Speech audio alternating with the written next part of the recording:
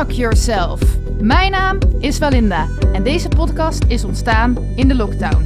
In deze podcast interview ik inspirerende mensen over hun levenslessen en wijsheden. Vaak zijn dit coaches, kunstenaars, muzikanten, creatieve ondernemers en mensen die de wereld willen verbeteren. Dus, luister je mee?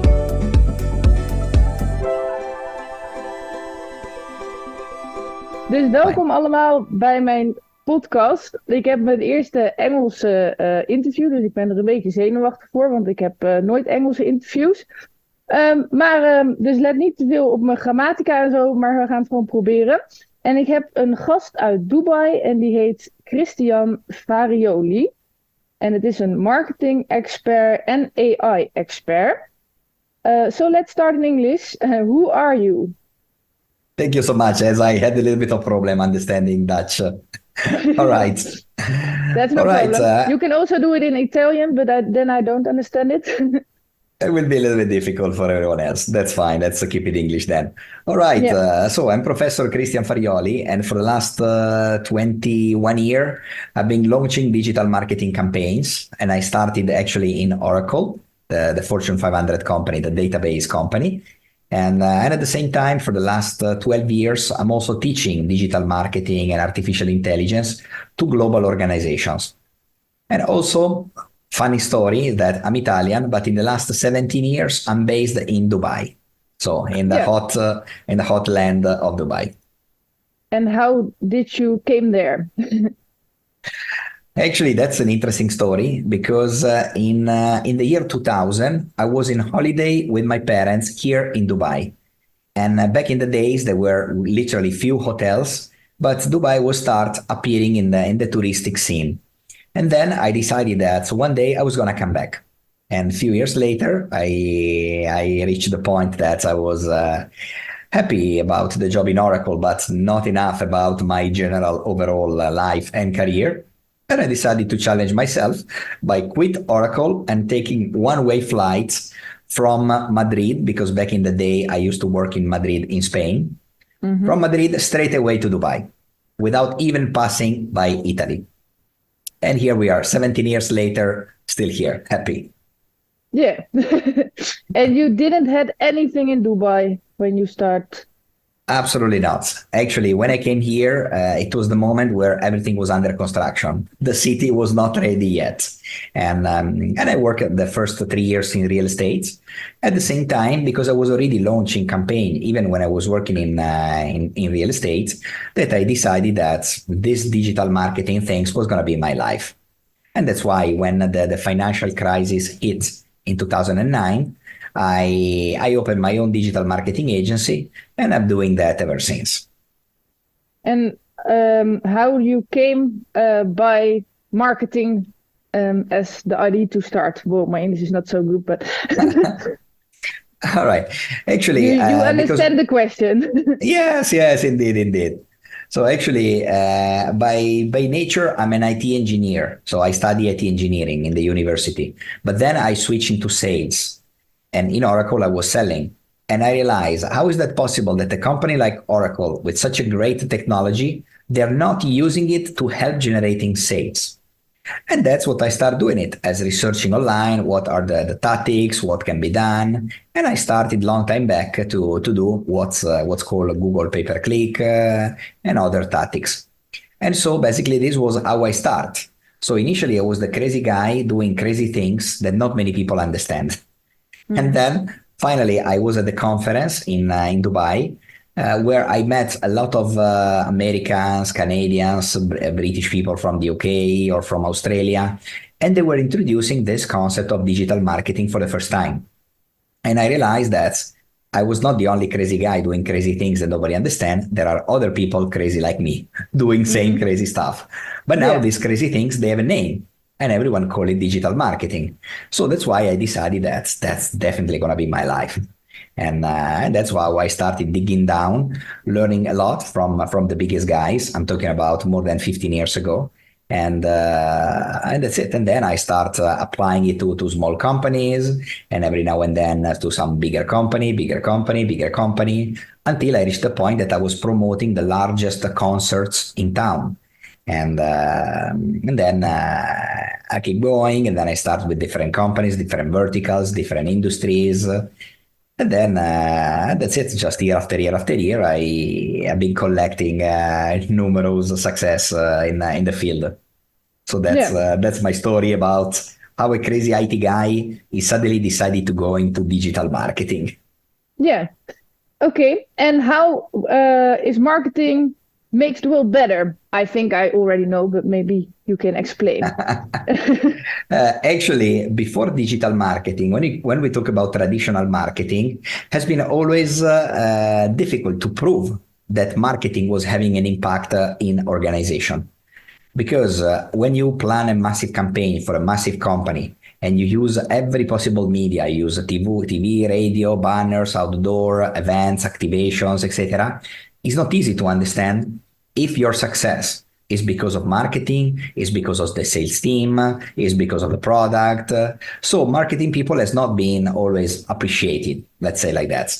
But thanks to digital marketing, the things change massively because finally, any person in the marketing department can understand if the success of his campaign, it's because of him, it's because of the product, it's because of which part of the campaign was successful. Even if we launch a new service and we do campaigns and we do activity in social media, in Google, in search, and many other channels, we can clearly understand from the numbers generated if our success came from which platform. So we can also allocate better return of investment in every single channel and decide which one is the most effective. And then we can go more on those channels. So that's why I believe that digital marketing has been the solution for many problems, for company problem and for marketing team problems.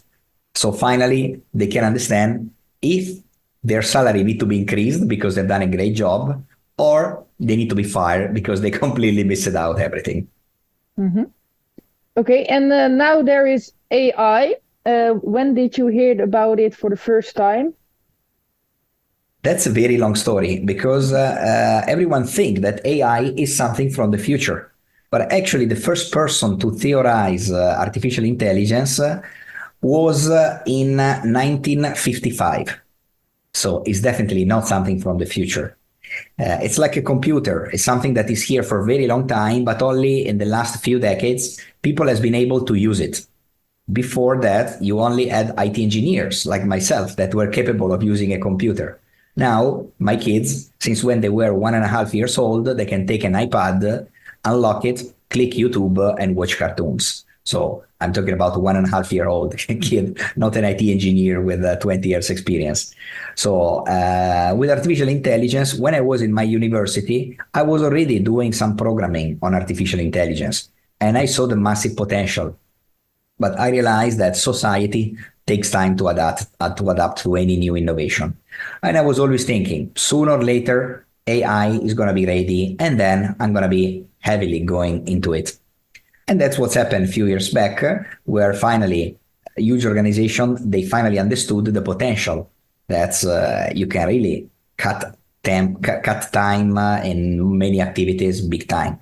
So that's what I start applying it and teaching artificial intelligence in the sector of finance, artificial intelligence in oil and gas, and many other sectors in operations.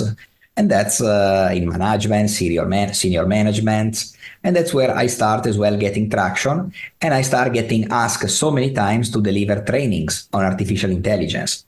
I'm not talking about how to program AI on a computer. For that, if you study IT engineering, you have definitely in any country beautiful sessions about AI. But when you talk about management, in that case, nobody has ever experienced that. And that's why I've been delivering so many sessions about AI for leaders, for senior leaders, for managers, because they need to understand what are the new tools. For me, artificial intelligence, it's like the new Excel, Microsoft Excel.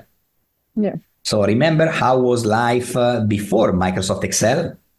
You have to write things on a paper, doing calculation with your calculator, and then Excel change a lot of things. The same thing is happening with AI. Imagine a few years from now when we're going to talk about Do you remember the time where we didn't have artificial intelligence? Oh, yes. And we're all going to laugh about it.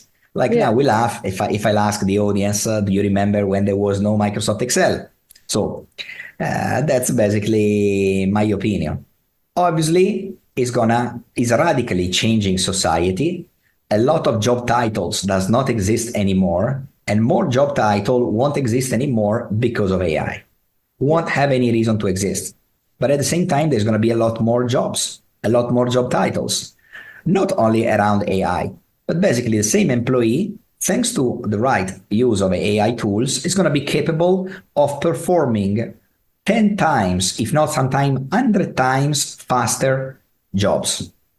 So basically, again, we just need to adapt, to learn, and to be ready when this massive wave of AI is going to hit society. Because until now, we have seen the cosmetic AI, which are mostly into writing text, writing content, and marketing as well. When we go into the heavy wave of AI, then massive jobs are going to basically disappear. And that's my warning, the good warning for society, for every listener down here, is that simply you need to be ready. You need to start thinking that how can your job be automated with AI? What tools, what capacity, what trainings, what is available that you can easily learn, adapt faster, and then keep your job for long term? How can you produce more with the same amount of hours per day in your current activity thanks to AI? So these are all the considerations that I recommend the audience to ask themselves. And you know the answer on that questions. So what we can do to prepare ourselves. Right. Just to be more open to AI. If any one of you is thinking that AI is the enemy, is going to take your job, it's going to take your job if you don't act, if you don't react. If you just complain, then nothing is going to happen and you don't have any chance. So just keep your mind open that just another tool, a very good, beautiful, effective tool, but it's a tool. It's not going to replace mankind. We're always going to need somebody that serves us the coffee, somebody that produces, somebody that does things. Simply, we are going to need to produce a lot more, not just 10, 20% more, like 10 times more, 20, 50 times more. And with AI, we can do that. But then we are more busy because there's more work. Or is that not what the future look like? Actually, I know that some government, they created the little bit of crazy idea that we can stay home, AI is going to work for us, and we're going to get just the benefits of it. But I believe that that's a little bit simplistic vision, because at the end of the day, imagine that in one company, you have massive AI, and in the company B, you have old school employees. Now, we can say that if everyone agree not to use AI, everyone is going to have his job, which technically it's true. But the company B without AI is going to be able to produce exactly like you produced last year and the previous year and the previous year. You're going to produce exactly the same. Where in exchange, a company with AI, with even less employees, is going to be able to produce a lot more. So in business, guess which company is going to succeed and is going to stay open? The company A, right? Yeah. The one with AI. The company B, they're not going to be competitive. They're going to be too expensive. And finally, they're going to shut down. Now, regulator, they think at the country level. Oh, no, in my country, you can do this, you can do that, you cannot do this, you cannot do that. Very good. If you cut out technology or innovation from one entire country, guess what's going to happen to the country? It's not going to progress. It's not going to grow. It's not going to be able to produce a product that other country want. So it won't have any competitive advantage. So again, the export is going to stop until finally the entire country is going to collapse, right? So bottom line, we create technology and some dreamer think that technology is going to work on our behalf and we don't need to work, which is a dream. Bottom line, we're still going to be working 8 hours a day, doing different activity that produce 100 times more but still the government or the companies or the market is going to require us to work 8 hours a day. So for that, there is not going to be much difference. Clearly, we need to learn a new task and a new job, because without, we're not going to be productive. We're not going to be competitive in the job market. Yeah. Hope it makes sense. So the best way to, are clear for the future. Clear? I don't know. The best way to go for the future is to learn about AI, and when you learn about it, you can use it. That's what you say? Definitely. And clearly stay positive about it, because every technology innovation, every industrial revolution create troubles. And this is not the first industrial revolution, it's the fourth. Every other industrial revolution got happy people and unhappy people. Happy citizen, unhappy citizen. So unhappy citizen, sooner or later, they're going to be redundant. There is no chance. So again, take an advantage by being amongst the first to join AI revolution, because you're going to be valuable for everyone else. Let's say because of that, because I decided to embrace AI big time, now I'm one of the lecturers for the largest Big Four consulting company. So I am teaching for PricewaterhouseCoopers and for Ernst & Young. Why? Because I choose to be amongst the first to understand the topic so well that I can teach the topic. Yeah. Okay. And did you ever was scared for AI? Actually, no, because as a technologist, as an IT engineer, as a technical person, I've been always loving technology all of my life. And I always embracing technology way before everyone else. I remember when I was 18 years old, my parents gave me a mobile phone. It was very bulky with the antenna that you need to extract, that you can open. It was a Motorola. I still remember, I think Motorola MicroTac, something like this. And a lot of my friends, they were saying, are you crazy? Why you need the mobile phone for? And I said, look, my parents bought it for me. In case if I need something, I can call it. That's it. And I got so many friends telling me clearly, I will never in my life buy a mobile phone because it's a stupid device. Nobody needs it. It's just a way for your parents to control you or anything like that, whatever. And I was always like, okay, I don't use it almost never. Every now and then, maybe when I'm going home, etc., I can inform my mother to start cooking pasta because I'm coming.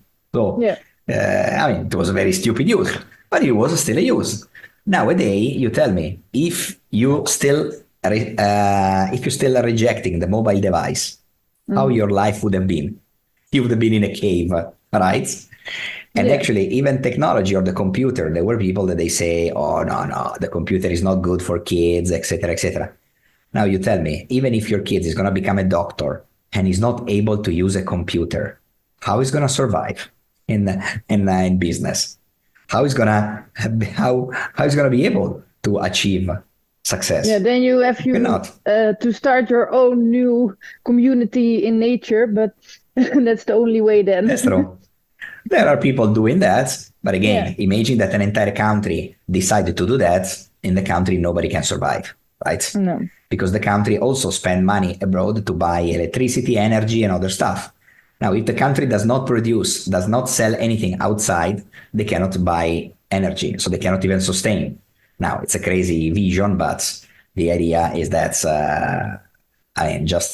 if you're one of those that really reject innovation or technology, just gets along with it, make peace with yourself and with technology, and then start with the new life. But are there any negative or dangerous things about AI? Realistic? We get used to get information from AI, and most of the time are absolutely right. But again, they're not always perfect. Even though the answer that we get, it seems perfect, so many times is not. The same thing when you search in Google something and you get a website telling you something, you are not sure if they are telling you the truth or not. Most of the time, we give it for granted. But we know very well, thanks to political action, etc., that you can find so many websites telling the opposite of the truth about politics, politicians, about country, about regulations, about what's happened in a riot, in a problem, and etc., etc. So the same happened at the moment with AI, because AI has been trained with specific data. If the data is wrong, AI learn wrong data and answer with wrong answer. So we need to think that every time that we ask a ChatGPT, for example, something, and it gave us the results or the information that we need, read twice this information. At the same time, sometimes we just, we're not sure, but we take it for granted. So the idea is that AI should enhance our skills. So if you are a doctor, you use AI to do better your job. If you're an architect, you use AI to do better your job. But if you are an architect and you search for medical advice from AI, be careful, because the information that you get could be not always correct. Yeah. And then you don't want to have an incorrect medical information. Am I right? So but it's the same for Google, like with a pinch of salt. And if you talk with people, you exactly. also don't know if they talk the truth. So. And at the same time, this was happened many years ago when they invented Photoshop, where for the first time I can take your picture and change your face, your body, your hairs, your everything, and then send it out, and people maybe are going to believe. But still, people, they got used to know that it could be true or it could be fake. I shouldn't take any picture I see online for granted. The same way, I shouldn't get any information I got from AI for granted. That's the big warning, that we always need to care. Unfortunately, somebody got fooled and got cheated by AI scammers. So again, that's a bigger lesson that everyone is learning nowadays. But how you can see the difference? That's difficult. That's why I say that you should know enough about the field that you're using AI for. So let's say, if I'm a digital marketing person, I use AI to do my digital marketing job better. Mm-hmm. And if I get some stupid answer, I can recognize that the answer is wrong, because I'm a professional digital marketer. But if I start saying, yes, I'm a doctor, you come to me, you tell me your problem, I'll give you the medicine. You give me your problem, I'll put in GPT and I give you the solution. Now, the solution could be wrong. And because I'm not a doctor, I'm not able to understand if it's right or wrong. So that's why I say use it in those fields where you are comfortable, where you understand the field. A friend of mine is a lawyer, and he say, I get massive advice and massive help from AI, but sometimes I get wrong answer. Wrong answer for a lawyer, it's big. It's a big problem. Imagine you are sure about the law regulation in a country because you get it from GPT, and actually it's not like that. So because you are a professional lawyer, you study law, so you are able to think, but I'm not so sure about it. So then you take the law and you read, and then you realize, oh, that's not really like that. Yeah. That's why I say that you should be knowing the field before digging into AI in that field, because as I say, you could get mistake. The biggest problem is that once you get the wrong answer, they look so good that you take it for correct. Yeah. The answer, it sounds absolutely perfect. You say it's amazing, but sometimes it's wrong. So and you have keep that studied in mind. Marketing, or people have studied for something, and then you see it's wrong. But maybe future kids not study anymore, but only use ChatGPT or something, and then they don't see the faults. I actually, it's true that I'll tell you a story that in my first job, I was working for a group of part of Telecom Italia, the largest telecom operator in Italy. And then I got asked to visit one of the clients because there was an issue with their server. The IT manager was in holiday, far away, so they got a virus, and the entire company basically was frozen. They couldn't do any work at all. And the IT manager was so far away that he cannot come back. So they sent me there, and there were another IT manager managing another type of server. They have different type of computer, server, etc. So the other IT manager that was there for so many years, it was not able to do nothing on the other side of the company. And he worked there for many years. He was like in the 40 years old. I was a 19 years old, recent university graduates. And then I came to the company, I checked the network, I checked the switches, I took cables here and there, etc., etc. I found a computer that doesn't have a virus because most of the computer, they had a virus. I connect a cable from one side and another to the company. I unlock one computer, then another. And then, like in one afternoon, I unlock the entire company. Now, the IT manager was like shocked. It was like, wow. And then there was also the marketing guy of the company. He was also shocked. So the marketing guy invited me out for lunch. And then I realized that a 19 years old kid with great knowledge of technology can eat a 40 years old professional. And then I realized when I'm going to be 40 years old, I'm going to get eaten by another 19 years old kid. Yeah. And then I start thinking, what can I do in order to be relevant 20 years from now? And it took me some time to figure it out. So when I found the idea of digital marketing, boom, I went into that full blast because I realized it was not going to be something that's going to happen for a few days and it's going to disappear. It's going to be there to stay. And that's what I did. So I figured out the topic that I was mostly passionate, and then I keep doing it A to Z, consulting it, advising, strategizing, and even teaching.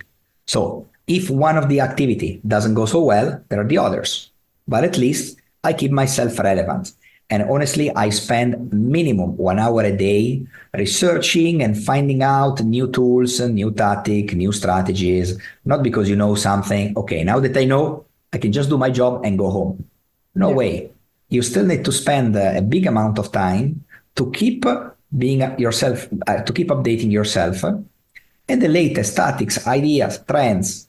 And then you need to force yourself when you go to social media to avoid those type of time wasting social media and then keep yourself focusing on the good content.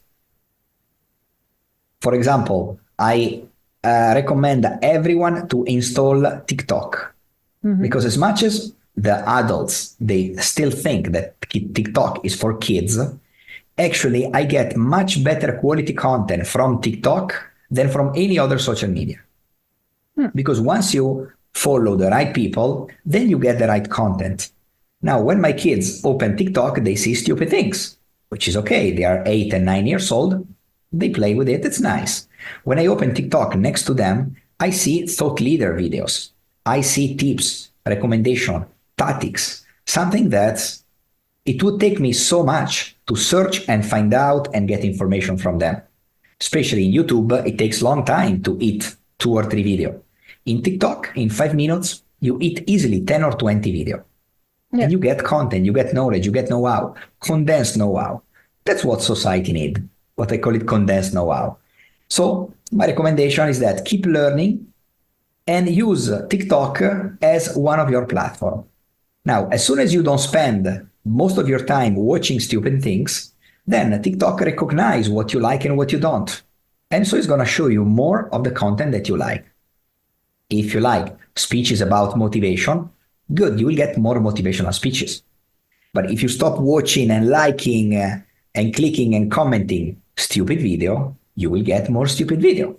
That's bottom line, how the artificial intelligence of TikTok is so smart that can understand what we like, even if we don't click like, simply because we spend the time watching full video over and over and over about stupid things, then it suggests us more stupid things.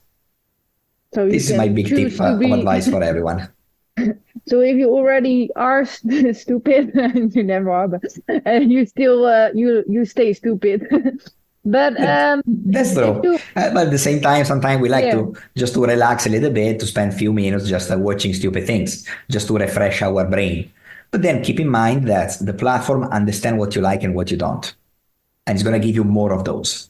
So but if your once you see something that you like, click at least like to the video that you like. Follow the person that you like, because that person is going to give you more content, good quality content. And that's basically is the idea.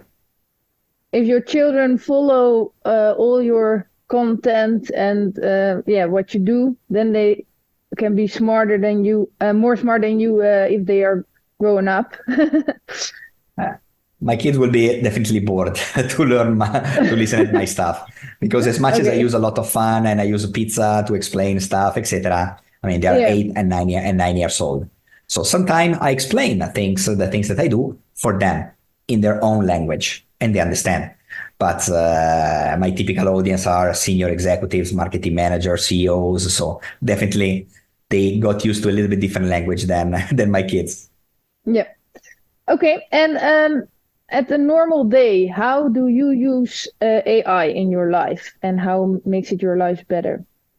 Right. Now, I use it several times a day, every single day, even during weekends where I don't work, but still I research stuff and I use AI to do that.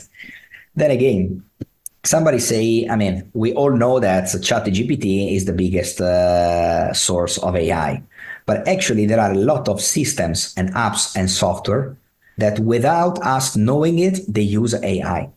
Even if they're not selling us in your face, they still use AI. For example, my ERP software, when I do the accounting for my company, it's a software that uses heavily AI. So when I need to do every 3 months the reconciliation to pay the tax, again, the system automatically match transaction with invoices. He prepared the things in a crazy way, where I only need to double check and I click yes. Check yes, yes, yes, yes, yes. And I can clean hundreds of lines literally in few minutes. Where before, I would have needed an entire department only to handle the invoices, the transactions, the banks, etc., etc. Well, now even the banking transactions are taken automatically from the software. I simply just double check, yes, yes, yes, yes, yes. So we don't recognize how much of AI there is around us. When you search in Google, Google is the most advanced company for AI. Even though they're not telling you, because people, they still feel a little bit afraid that AI is dangerous, etc., etc. It is. Facebook, Instagram, every social network use AI. TikTok use extremely advanced version of AI. And so we don't know, we don't feel, but AI is around us. And then there are also many countries that they are very afraid about security, about safety. And then there are also public cameras embedded with AI system for facial recognition that can recognize if the person that is nearby is one of the criminal, is one of the person which is unwanted by the company, by the society. And not only government use that, even public company use that. Even casinos in Las Vegas, for example, they have camera with facial recognition. So AI is around us for quite some time. It's just going to be more and more and more amongst us. The reason that now everyone is talking about AI is because OpenAI, that created ChatGPT, put this amazing tool available for everyone. So that's why we are all gonna, we talk about AI. Because there is somebody that gave us this tool for free. And this reminds me what's happened with Facebook, with social network, social media. Why everyone many years ago started talking about social media? Because we got Facebook for free. We got entertained, we got some fun, we got some help, we got some marketing tool, completely free. And that's why everyone started using it. So this is very interesting for me because like every other technology is something that if you give it for free, if you get it for free, you're going to try. And if you like it, you're going to keep using it. And you tell all of your friends. The same thing happened with Google many years back. People start using it. I was still in the university when there was Google, everyone started using it. Nobody advertised Google. It was so good that everyone started using it. And so that's what's happened with AI. Yeah. Well, I make songs, and I already saw that ChatGPT can also make songs. Yeah, that's difficult for me because now nobody knows if I wrote it by myself or ChatGPT wrote it. Yeah, how can I work with that? Hey, you are in a very difficult field, which is music, in the music industry. Yeah. because it's now it's considered a big issue. So if you ask GPT to create text for you, and then you sing, you ask GPT to create music for you, and then you play, then there isn't yet any copyright about that.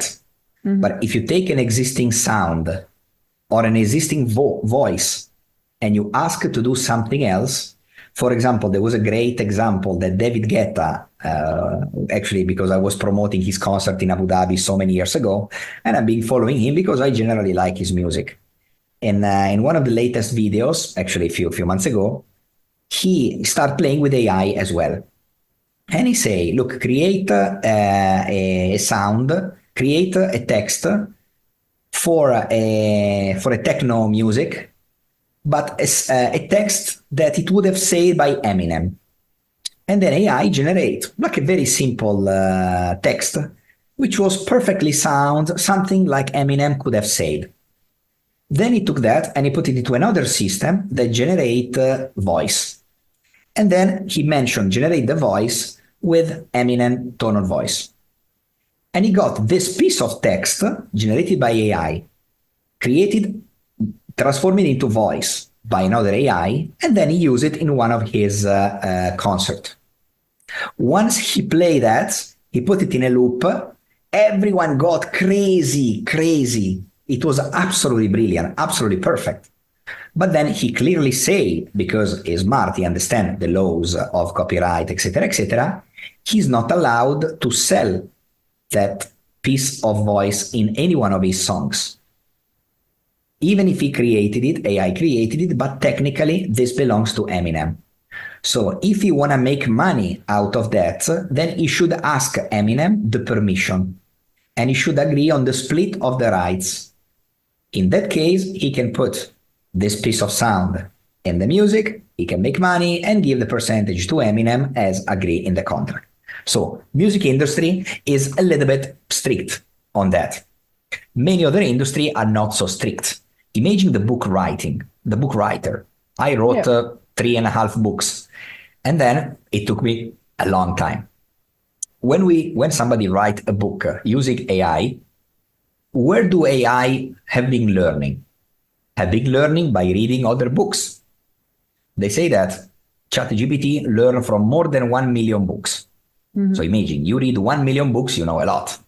And then you ask to write something, that something comes from the knowledge of those 1 million books. Maybe one of them is my book.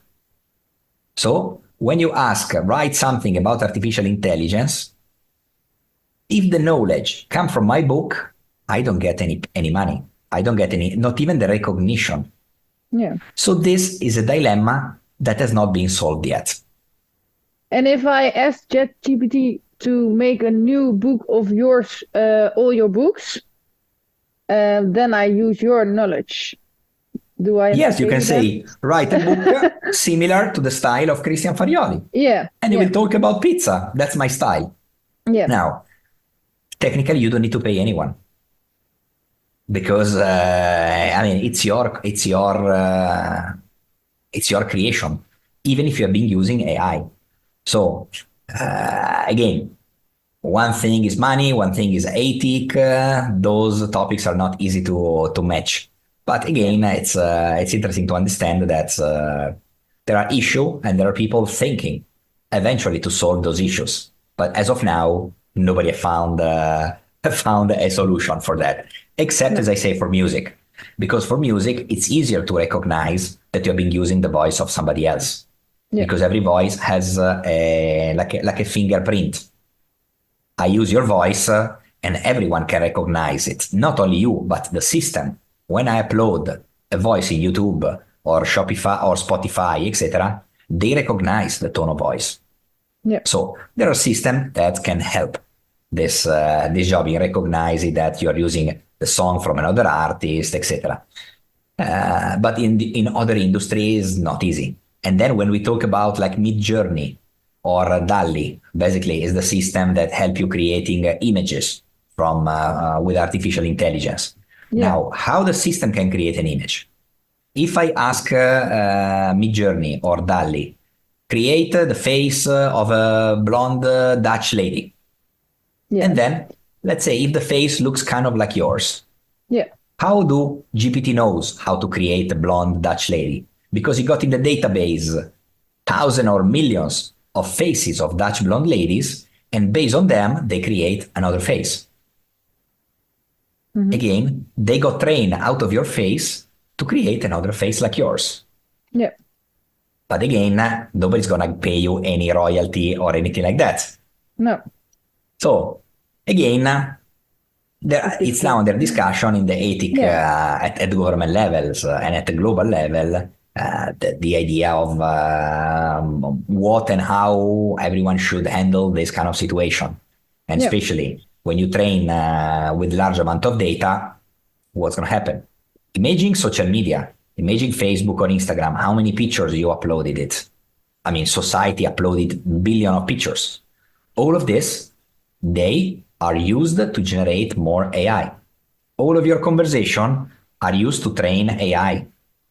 So it's not easy to say, yeah, I want my money.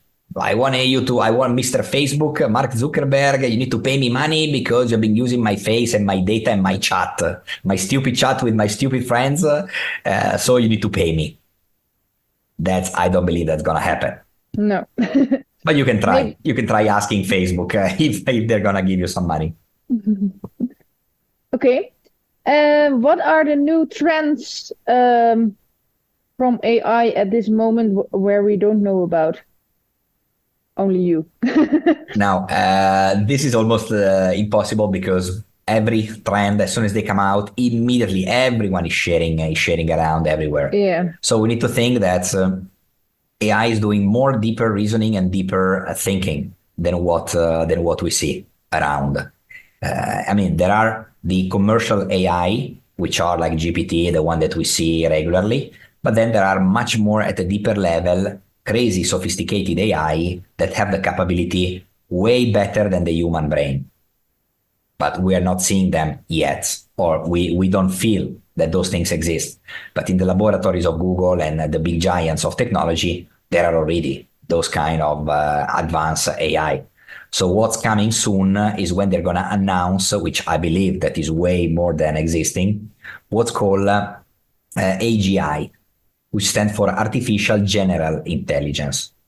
So until now, artificial intelligence solve a specific problem, even very complicated, but specific.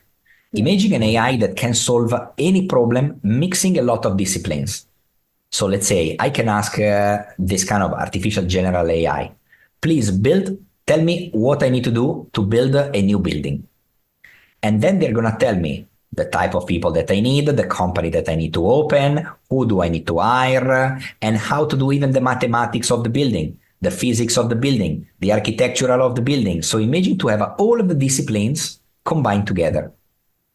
That would be artificial general intelligence, which I big believe that it's already available, but because society is not ready yet for it, so there are big debates about it. If should be available, if should not be available. And then there is an engineer of Google that he left and he got interviewed and he clearly stated that the AI in the laboratory of Google was sentient, was able to understand, etc., was self-conscious.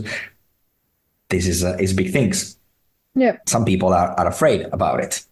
And so there are again discussion about if something like this should be released immediately or maybe wait a little bit longer, etc. Now we have seen that GPT is able to generate not only pictures, but video from scratch. Mm. The video quality is quite good. Now, definitely, it's going to take some time until it's going to be able to generate fast enough some video.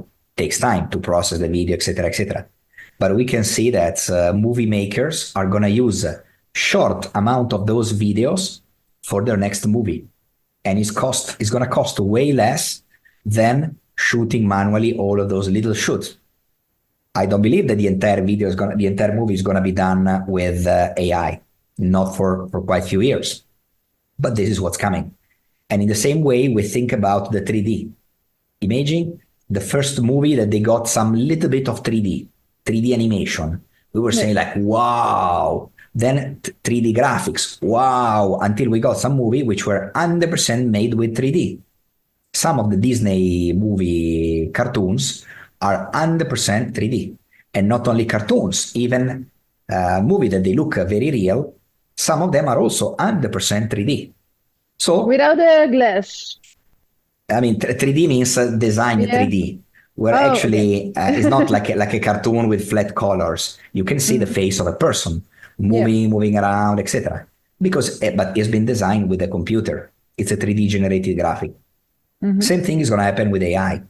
We will see little of AI in movies, and then more and more and more and more, until there's going to be an entire movie built with AI.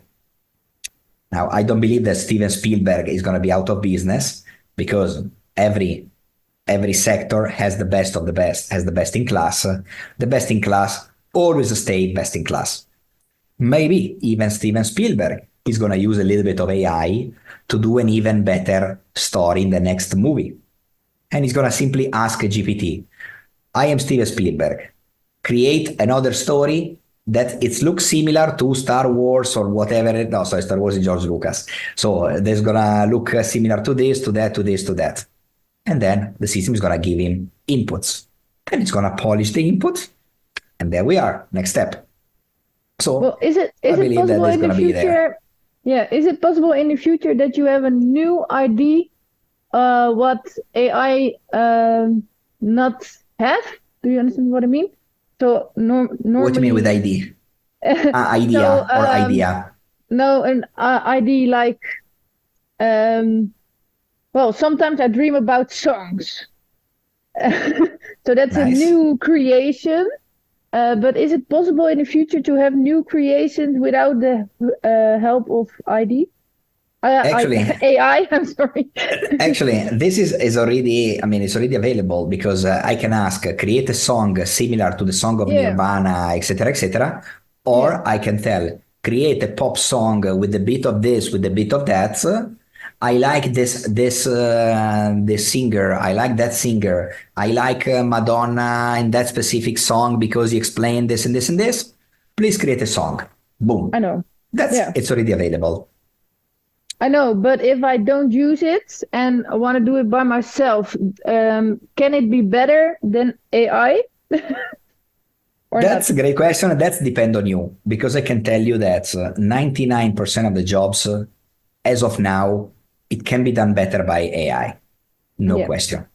And it's been tested, scientifically tested, and proven that even a doctor with 20, 30 years experience watching X-rays, they got compared with AI watching and analyzing X-rays, and AI is better than a doctor to identify the cancer and a few other things. So you're talking about a doctor with 20, 30 years experience. In my job in marketing, if I don't use the tools that I use, literally an 18-year-old kids can do my job better if they know what to do and they get some knowledge of marketing. They could do my job better than me. So clearly I need to use the same tools or more tools or spend more time to keep myself to the top. At the same time, we always need to research, and then we use our personal wisdom.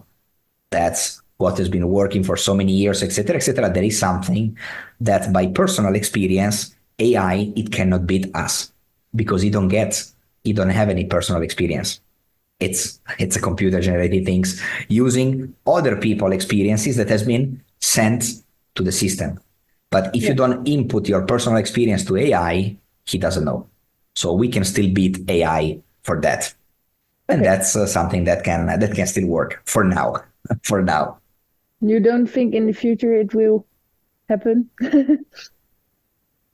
It could be. Never say never. But I'm always positive. I always think that as humans, we are very resilient, which means that if we think that, AI is going to take my job, what's happened? Are you going to stop in the middle of the road until you die without eating food, without doing nothing? You're going to adapt. The beauty of mankind is that we adapt. So we're going to adapt, even cultivating our own crop. to get some salad, some tomatoes, and we're going to survive. So we survived to glacial era. We survived to so many huge cataclysms. That's I believe that we are a strong race, and we're gonna survive. Again, if we're smart, we can reach a little bit that point earlier. Instead of reaching the point where we have no food, no money, no job, no house, no nothing, and we are living on the street, we could start adjusting a little bit earlier. Because people that they won't adjust, Darwin said clearly, if you don't adapt, you don't survive. That's very simple. And now it's very simple to adapt to AI because it's still in the kind of early stage, even though it's growing fast in society, but it's still in the early stage. So we have time. Okay. And how do you think when I say we have time, we have 2 or 3 years time. That's how much time we have. Okay. That's plenty of time, 2 or 3 years. Okay, so we have to wake up in this 2-3 years. But how at the same time, just thinking about your field, the music, I remember one of the songs that used to say that TV killed the radio star. But actually, they never killed the radio. The radio is still there. Yeah. Spotify is going to kill the radio. Now the radio is still there. Why? Because you enjoy not just the music, but you enjoy the conversation of the radio host, the radio disc jockey, the person that's going to put the music in his own way, the jokes that's going to say, the things that's going to tell you at the radio. This is something that so far no technology has been beaten. Even though with Shopify you get better quality when you like, when you can, still you don't get your favorite radio host. Mm-hmm. And how do you think the world will look like about 50 years? That's very tough. 50 years is very tough to forecast, but I must say that AI is going to do 100% of any job in this case. So there is option 1 where mankind is going to go against AI because AI is going to take advantage. Like I'm talking about The Matrix, the movie with Keanu Reeves. It's definitely a possible scenario. Option B, we figure out together with all of the countries of the world that AI can work, can generate money, and we are going to simply passengers on the business train of AI. But in that case, I believe that mankind is not made for not doing nothing all day. Mm-hmm. If you do nothing all day, you will get sick, mentally sick and physically sick until you die young. If you work hard, eventually you're going to live 100 years old. Yep. So if AI is going to work and we do nothing all day, we're going to die young for disease, for overweight, for mental problem, psychological problem. So we're always going to need to do something. Yeah, but what are we going to do then? Maybe, going to the Matrix, maybe AI is going to give us some task to do. Oh, okay. And you're not scared of it? For our mental well-being and for our physical well-being, we're going to need to do some tasks. But maybe there... my English is not so good to explain my idea in my head, but I try. Maybe it already exists that we think we have our own ideas, but AI is already something like God who gives you the ideas, and we don't know Maybe we are already in the Matrix and we don't know it. Am I right? All right. Yeah, there are many people that they think about it. I don't say no. I say everything is possible. As an engineer, as a man of science, I'm open to every option. For me, as soon as you prove me something, why not? Maybe next day you prove me totally the opposite. And I say, why not? There are many possible scenarios. And they're all possible. They're all plausible. They're all options. So only the time would say. But again, that's up to us to decide, up to us as a society, not as a company, as a country, but as a society of the same planet to decide where to go together. Yep. Because this kind of decision affect the entire society. And but sometimes I start thinking, a few years ago, there were futurists in the 60s and in the 70s that they picture us attached to machines day and night. It was a scary picture. But when I go around, I see that is exactly what's happening because we are all attached to our little mobile device.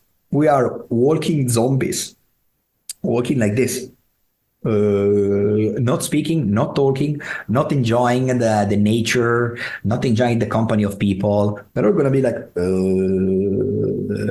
attached, not physically attached, but mentally attached to these little things.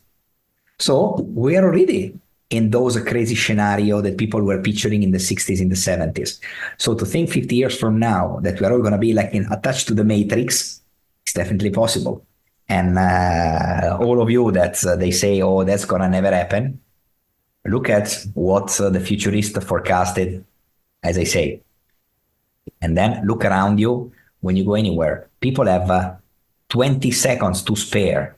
You're not going to wait 20 seconds and have a nice conversation with people and look around. What you do? Ding. Yeah, but maybe we have to stop with it. That's a good idea. Unfortunately, these little things give you so much dopamine that it's extremely addictive.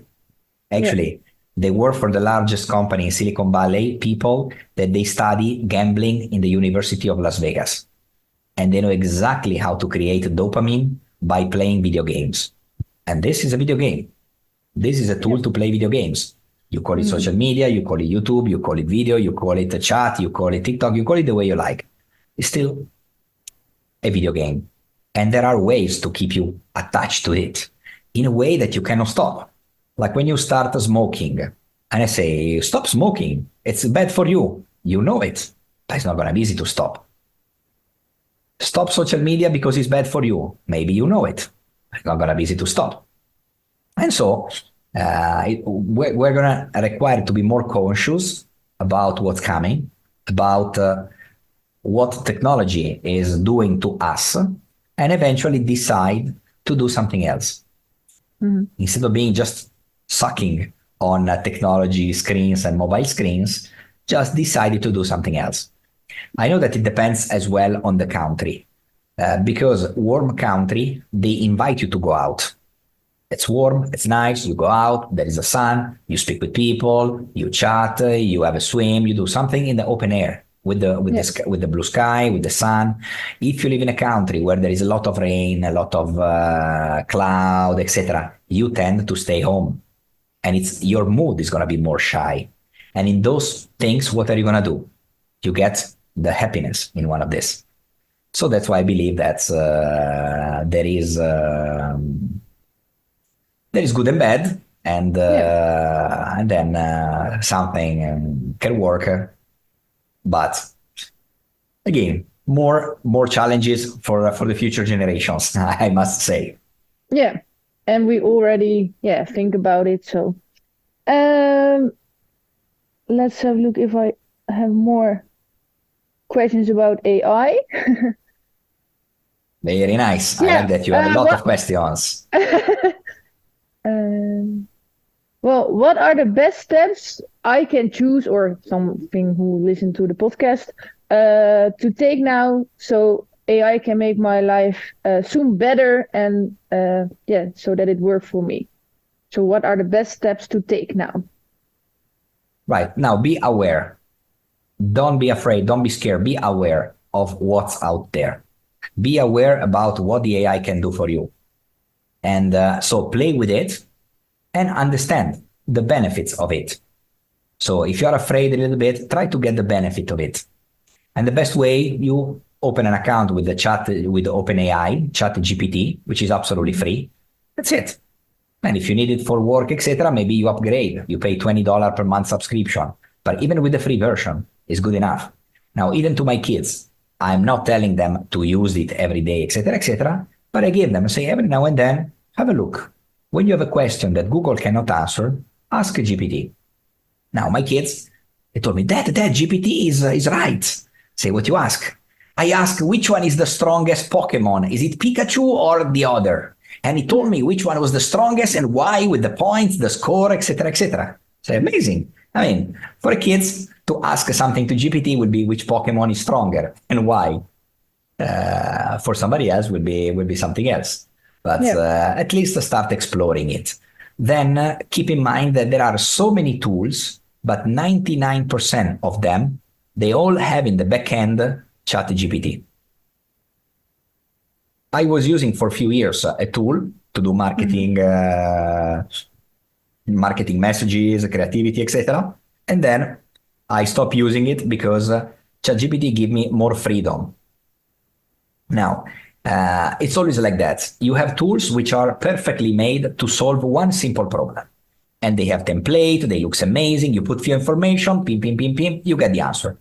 Or you get GPT, which is what there is behind most of the tools. So you need to tell the information in the right way. You need to ask, you need to communicate with GPT in the right way. Even though it's very simple, because even kids can understand how to ask GPT. Still, if you understand a little bit better how GPT works or how any AI tool works, then you are able to ask the right question where possibly is going to give you the right answer. And you don't need to ask so many times. You get most of the answer absolutely right in the first try, in the first attempt. But again, you need to be ready to get a little bit of trial and error. Yeah. And to educate yourself how to ask. The first days I had, very nice. The first days I had ChatGPT, I have talked with it, I think 3 days or something, and then ask about does God exist, what's the reason we live, and that kind of stuff. And now I don't have any questions anymore. Very nice, very nice. Yeah, and I have all my life plans on paper. It's so easy that imagine that Netflix, a company like Netflix, it took 3.5 years to reach 1 million users. Airbnb, it took 2.5 years. Facebook took 10 months. So Facebook in 10 months went from 0 to 1 million users. Spotify, it took 5 months. So your industry, the music, 5 months from 0 to 1 million. Instagram, 2.5 months. Guess ChatGPT, how long it took to reach 1 million users? 5 days. Mm-hmm. From 0 to 1 million users in 5 days. Why is that? Because it was so easy and stupid simple that it took 5 days. Yeah. Now, obviously, the more you understand how to ask things, the better answer you get. And that's the important part. So keep exploring it. And if you would like to learn a little bit more how to use ChatGPT, what is the best way? You can ask me, but I'm not available all the time. More than happy to help you. But the best way, you ask the same GPT. Oh, yeah. How can I ask things? What can I ask? What can I do? How can you help me? Boom. And he's going to give you a massive amount of information about that. So after that, you are ready. Yeah, it's your personal coach. Exactly. Okay. That is your personal everything. Yeah. And now about you, because we are in the last 25 minutes of the podcast, if you still are awake. Let's do it. What do you believe by yourself? Do you believe in a God, or what's the reason we live? All right. I've been always a man of science, but after many years, I start becoming more thinking more about in the greater entity, in energy, which is something. That when you cannot explain something, the scientists say it must be some scientific explanation. For me, for many years, I really accept that there are many things that they have no scientific explanation. So there should be a greater God. But what it is, this greater God, I never really ask myself clearly what it is or how it is. And that's it. Now, by the fact that I was born in Italy, so I'm Catholic Christian. Also, my name is Christian, so that's easy. Because of the Vatican, most of the people that were born in Italy are simply Christians. But I've been exposed to so many different cultures because I've been growing up and living in different countries. So I got used to different culture, different religion. And for the last 17 years that I'm based in Dubai, I got exposed, as they say, to more than 80 different religions. Yeah. And for me, it's been always fascinating that every religion has its own differences. Once you grow up with one specific religion, you always think that everyone else is wrong and you're right, because everyone told you that. Then you go somewhere else and you see that the exact same belief are in everywhere. Everyone think exactly the same, that they were right and you are wrong. If we go to another culture, we are right, they are wrong. But everyone think exactly the same. After some time, when you live in different cultures, you realize that we are just different. And everyone has his own benefits, misconception, troubles, challenges, etc. And then many cultures, they solve the problems in a way that your culture is not. And maybe that way it's easier. So it opens up to new ideas. And that's why when you get marriages from people of two completely different cultures, the son grow much more and better equipped to handle the future society because he got two parents that they come from completely different cultures. Yeah. And that's, for me, it's interesting, it's important for our kids and also for society. The more we mix together, the better we are equipped to survive to what's going to come next. Okay, but is it not important for you to have one, truth who never changed? I believe that it's always good to think at something that's going to make your soul in peace, your mind in peace. Mm-hmm. That's there are people that they get crazy. Most of mankind cannot handle themselves. If you're just alone with yourself, you get crazy. That's why I got friends that they've been in India meditating in a cave for 1 month or even 2 months. And you are there yourself with nothing, with nobody for 2 months. You have nobody. You cannot speak, you don't speak, you do nothing. And then you get crazy, you cry, you do a mega trip inside yourself, etc., etc. And then you start coming out, being able to handle yourself. Where actually, I believe that majority of people, by nature, we cannot handle ourselves. We need somebody that tell us what to do, how to do. Sometimes is the religious chief. Sometimes is the government chief. Sometimes is the business chief, your boss. Sometimes is your family chief, your husband or whatever, your father, etc., etc. So, and by that, then we are in peace. When we don't have this kind of guidance, we tend to go crazy.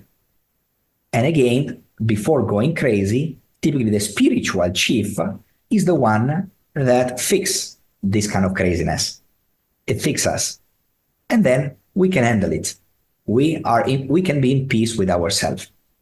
Yeah. So that's what I believe of any, even spiritual leader. And now we learn from US that there are many modern spiritual leaders. So people follow their own guru, their own life coach, their own whatever, motivational speaker, or etc., etc. And that's basically, again, for me, it's another way just to feel ourselves in peace. Because for me, the worst things of society is not understanding something, not having an answer. When there is a question where you don't have an answer, you get crazy. But if somebody give you the answer, the answer is God, the answer is this religious leader, the answer is the chief of government, whatever it is, then you feel, now I feel better. Yeah, why it is that we need answers. Why we have that? For me, it's because we have this brain that because we ask answer, so we never stop. Yeah. Animals, they don't ask answer. They just simply survive. And when there is a little bit of problem, boom, they disappear. There are species that they disappear. Why human species resist and last for a long time? Because we never stop. Even when we feel okay, I'll give you money, I'll give you food, I'll give you everything. You will start scratching your head. How can I do more? How can I get more? How can I climb the mountain? Why do you want to climb the mountain? Just sit and relax. No, I need to climb the mountain. And by this force of nature that put you in a situation that you want to climb the mountain, you're going to be able to do something different than other people. And if something happens, And if the disease spread amongst the city, you are in the mountain, you survive. Yeah. Simply because you've done something different than most of people. So this is what has been pushing us, and this is why we survive. And we are what we are. Now, somebody say that we are what we are because the aliens put us here, or they inject our DNA, our ancestors' DNA with alien DNA. So that's why the species continue, and we have now we can survive, and we evolve so fast compared to other studies. Now, I'm not an expert definitely on the field, but I believe that it's a plausible option. I always say never. As a scientist, as somebody that experiments things on a daily basis, even on myself, then I believe that it's a possibility. But I also believe, because I'm a big communicator, and I start believing it more than 5 years ago, that soon, and I'm talking about maybe 2 to 3 years, society, government, they're going to announce that aliens exist and they are amongst us. The reason that I say that is because more and more I can see that if you want to educate a huge population, you cannot just come out and say, hey guys, alien exists and they're here. People are going to be killing themselves, burning themselves, starting the next war the next day. So you need to start little by little. And how is little by little? With communication, little by little, pills by pills. And I've been noticing in the TV channels, in the TV programs, more and more kind of alien things. In the science, in society, there are so many different TV channels, TV programs that they keep educating us that aliens exist. They never tell you that exist, because that would be wrong. But you always get the ideas some way in your mind that could be. And for me, once enough percentage of people, they believe that they exist, in this case, the government is going to announce, yes, they exist. And now, boom, there's still going to be some big panicking, but not so much because we've been prepared for decades. We've been prepared for decades that they exist. Now it becomes difficult to hide that because so many mobile phones, so many cameras, so many people grabbing video, picture and everything, it's not easy. And now the information, they come as well from the government, from the declassified document of the government. They start admitting that they don't know what it is. But because it comes from the government, you see from the video, this is not something human. So I believe that this is going to be our next big thing. Okay. Now, in this conversation, we went crazy from AI technology up to aliens. But simply, this is my opinion and analysis based on what the communication of the government is doing to us. Yeah. So if we need to communicate that aliens exist, as a man of marketing, as a man of communication, I would have done exactly the same. But do you believe they exist? You don't know. Yes, big time. Big time. Yeah. And you think that maybe I don't get what you say, because you think they have a plan to introduce themselves, or that's not what you say? No, I mean, the government is going to introduce them, not themselves. Why? Or eventually, the government is preparing us for when somebody is going to introduce himself. Okay. Because if this happened and the government did not prepare us, then crazy things happen. But the government already prepared us, and it's going to prepare us more and more until one of them is going to say, hey, I'm E.T. and I'm here and I come in peace, hopefully. So that's what I believe that is happening. But there are so many testimonials, so many witnesses, etc. Even a government official, I don't remember from which country, I think from Canada, whatever, in one of those big government or parliament, etc., he was clearly saying that in public, and it got recorded on video, that, there are even 4 different alien races, they live with us. So it's not something that only some crazy guy is saying. Now countless amount of pilots, militaries, retired Secret Service agents, etc., they admit it. So they cannot be all crazy all of a sudden. We're talking about hundreds or thousands of people. So there must be some truth in it. So that's why I believe that if you connect all of the dots together, that's exactly what's happening. Just a massive communication preparing us. Yeah, but if it exists, then they don't talk our language or don't look like us. So yeah, we don't know what we have to imagine. For that, I'm not entering into that conversation because it's not my field. But I've been looking a lot of documentaries, etc. And from the video, a lot of them they sound absolutely realistic. So what they say, what people say, etc., what people claim, it sounds absolutely true. It's not a huge fake things created for some third-party reason. And I'm involved in a lot of PR stunt to make people believe that a company or a product is amazing and you should drink that drink or buy the product, etc., etc.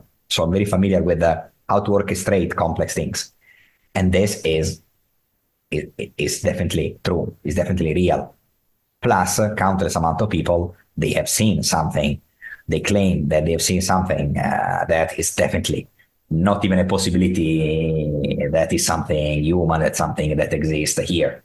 So I'm 100% a believer that it exists.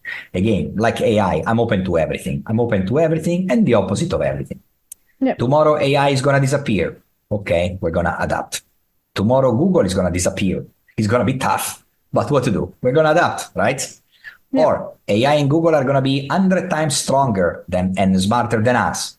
We are going to adapt one way or another. So I'm never afraid of what's coming. I've been always looking for the future way more than the past. Yeah. And how do you have spiritual things you do in life to stay happy or peaceful? I have my kids. As soon as I see them, I'm happy. That's the best. Okay. And so also, I live in front. Exactly. I also live in front of the sea. So as soon as I look outside of the window, I see the sea, calm, and my mind straight away relax. So that's my spirituality. So you don't pray or something, or? Not really. Sometimes I meditate. My wife is involved heavily in meditation, yoga, sound healing, etc., qigong, and many other practices. But I kind of fix. I've been learning how to fix myself mentally very quickly, very easily along the years. So basically, in my own way, I always have my own way of doing things. Yeah, but so your own way is your children and the sea. Or can you explain more about your own way? By basically, as I say, rewiring my brain when I need something. Yeah. If I'm stressed, I can really think in few seconds, in few minutes, how can I rewire my brain, boom, boom, boom, and I'm okay. Yeah. And AI can also help you to feel good. Actually, I know that AI in the medical sector has been already used for as a psychologist. So yeah, I already you have the best advisor, which is next to you, and it costs you nothing, and you can ask what you want. They're never going to judge you. They're never going to say anything. And there are tools or apps, etc., designed only for that. So I think that mental well-being, it can be taken care by AI as well. Yeah, now, at least for now, hopefully there is no secret agenda behind AI. Hopefully, because if there is a secret agenda and you are very vulnerable and you open your heart to AI can really advise you to do something that's maybe you're never going to know the outcome. But for now, I still believe that for now, we're safe. For now. Yeah, I think I believe it too. Do you believe in life after death? I've seen many documentaries, etc. I want to believe, but I don't believe. Oh, so you think it's only dark when you die? Because there has been very few proof that maybe these things happen. But again, if I'm not conscious anymore, and my soul is going to be somewhere else, and I'm not realize that my previous self exists, so why bother? Yeah. So you don't be afraid for going to die or something? No. No. I live enough. I had enough happy moments. So I believe that if one day I'm gonna disappear, I have nothing to regret. I live a very plenty of emotion life. So I believe that once this happens, it's okay. Cannot blame or regret anything. That for me is the most important part. And how you want to be remembered when you die? That's a great question. Yeah. Basically, like the great funny guy that was always positive. He teach me a lot of stuff. It helped me a lot grow in my company, my business, my stuff, and that's it. I don't have yet one of those life mission huge to be remembered as the man that saved mankind or anything like that. I still, I'm gonna be happy if in my funeral will turn up a lot of people. That's it, which means that I touch a lot of lives, which I believe I did, and I believe that I do regularly. So that will be my happy moment. Cool. What's your most important message of the whole podcast? Most important message. Yeah. Keep practicing, keep trying, keep experimenting, because online with digital is very cheap to fail. Yeah. In life, you make a mistake, it can cost you a lot. Online, in digital, with AI, it's very cheap to fail. What's going to happen? Worst case, you're going to change, you're going to try again next day. So just try. That's it's very easy. Technology allows us to get these things. So why kids are successful? Because they're not afraid to try. And they keep try. They try 100 times. When they succeed, boom, $1 billion company. An adult, yeah, but if what's happened, if later, I'm not sure, I'm afraid, if I make a mistake, people are gonna judge me, and you remain poor. That's basically the difference between who embrace full technology and who is not so sure about it. So one big message, try, jump. There is always a safe net underneath. Where can people find you if they want to know more about you? And what you hope that they are ask you for help for? Do you know what? Right. Yes. Yeah? That's great. That's great. So I will send the link so to make sure that everyone knows the link. The link is farioli.com. It's like my surname, FARIOLI.com, farioli.com. From there is a list of all of my social networks. So please follow all of them. You will see even my best-selling book in digital marketing, my latest book in artificial intelligence, and that's it. And then there are also my direct contacts, because I believe that if you think that I can make an impact in your organization, then I will be more than happy to help you, because this is what I've been doing all of my life. Using my technology skills to help businesses which they don't know and don't understand technology. So technology can do a lot, can increase sales with digital marketing, can speed up processes, can cut costs, can do a lot. So specifically in digital marketing, that's my main bread and butter. That's what my agency is doing for the last 15 years. It's basically working with organization to help them growing online. Then a different things is a training. So if you have an organization and you want to teach or train your team in artificial intelligence, in digital marketing, in a lot of other topics, social selling, you name it, then again, contact me, because I can prepare a specific training for your specific vertical. So if you are an hospitality company, food and beverage, a restaurant chain, oil and gas, finance, and the last 13 years I've been teaching people of absolutely any kind, from little startup to huge Fortune 500 companies. So just drop me a line. What are your challenges? How would you like to work together, etc.? And just open the discussion, and I'll be more than happy to have a chat with any one of you. Okay. Do you have one last quote, life lesson? All right. One of my favorite quotes which is not mine, which is nothing has been ever achieved without enthusiasm, from Ralph Waldo Emerson. And I'm an enthusiast person. Everyone that met me at least once, they say, wow, you're so energetic, you're so enthusiastic, so passionate about your topic, because that's what I do. That's what I am. But the question that is my own question, the quote that is my own quote that I created long time back, and I'm still using it nowadays, even in the signature of my email, is that I believe that every company needs a great digital strategy to succeed nowadays. I created this long time back, and I believe that's still going to be effective for quite some time. So if you also believe that any organization needs a great digital strategy to succeed, contact me, and then it will be a pleasure to have a chat with you. Okay. Well, thank you for the conversation and for your time. That's wonderful, Walinda. It's been great. You've been a very nice host. I enjoyed the questions and the conversation, and I'm sure that the audience enjoy as well. I just recommend to the audience, if they were following up, just to leave some comments about what you like the most about the conversation. So at least as well for myself, I understand what you guys needs the most. All right? Yes. Okay. Bye. Wonderful. Okay. Have a wonderful day and enjoy. In Italy we say arrivederci, which means see you soon.